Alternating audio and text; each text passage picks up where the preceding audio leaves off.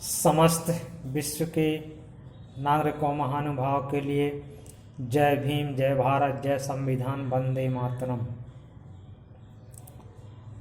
आज शरद पूर्णिमा की सभी विश्व के भाई बंधुओं, माता बहनों के लिए बहुत बहुत शुभकामनाएं। शरद पूर्णिमा एक विशेष ही पूर्णिमा के रूप में मनाई जाती है। बौद्ध भिक्षु अपना वर्षावास जो 4 माह का जो बरसात का समय है वो किसी एक आश्रम में कहीं पर भी बिताते थे और वहाँ पर बुद्धि की देशना या सत्संग जनमानस को के लिए सुनाते थे, जिससे इनके जीवन में एक परिवर्तन का दौर आए। अब ज़रूरत है कि हम उस बात को समझें। शरद का जो चंद्रमा होता है बहुत ही उज्जवल होता है, क्लीन होता है, बहुत साफ होता है,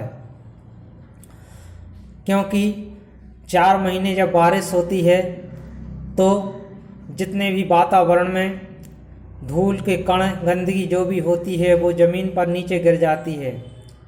इसी तरह हम देखते हैं कि जब वर्षावास में भिक्षु और जहाँ पर भी अपना वर्षावास बिताते हैं उनके सानिध्य में जो भी मानव जाते हैं, जो भी अनुयायी जाते हैं, उनके ऊपर वो ज्ञान रूपी वर्षा करके उनके अंदर के नकारात्मक ऊर्जा को शांत कर देते हैं और उनके अंदर प्रकाश, ज्ञान का प्रकाश प्रज्वलित होने लगता है। तो हम इस बात को समझें कि हम चंद्रमा की क्लीनता के संबंध में भी तथागत बुद्ध ने धम्मपद के 382वें पद में बताया कि जो बुद्ध के शासन से जुड़ जाता है वह संसार में चंद्रमा की तरह प्रकाशित होता है। तो हम उसी बात को अगर आज हम भक्ति काल के समय में देखें तो कबीर साहब भी कहते हैं कि हमारे शरीर के अंदर जो विकार हैं उनको ख़त्म करने के लिए हमें ज्ञान रूपी अग्नि जलाने की ज़रूरत पड़ती है।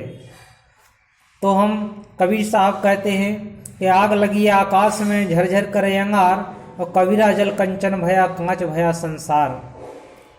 तो हमारे अंदर की जो नकारात्मक ऊर्जा है संत महापुरुषों के ज्ञान के द्वारा खत्म हो जाती है और हमारे अंदर पॉजिटिव ऊर्जा जागृत होने लगती है।